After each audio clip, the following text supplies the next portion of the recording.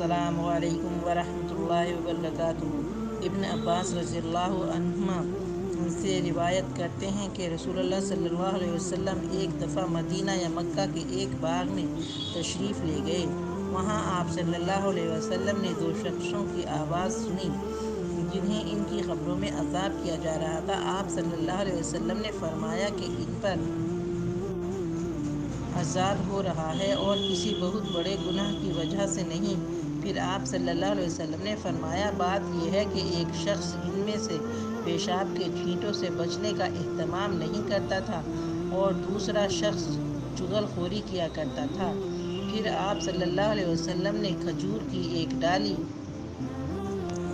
منگوائی اور اس کو توڑ کر دو ٹکڑے کیا اور ان میں سے ایک ایک ٹکڑا ہر ایک کی قبر پر رکھ دیا۔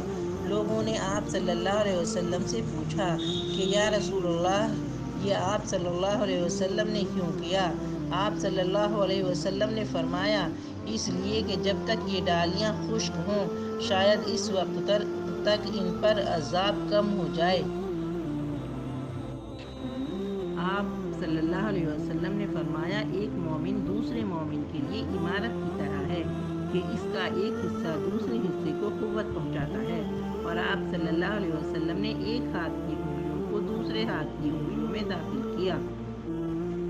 اے اللہ تعالیٰ، ہمیں قبر کے عذاب سے محفوظ رکھنا اور ہمیں جنت الفردوس میں اعلیٰ مقام عطا فرمانا۔ آمین یا رب العالمین۔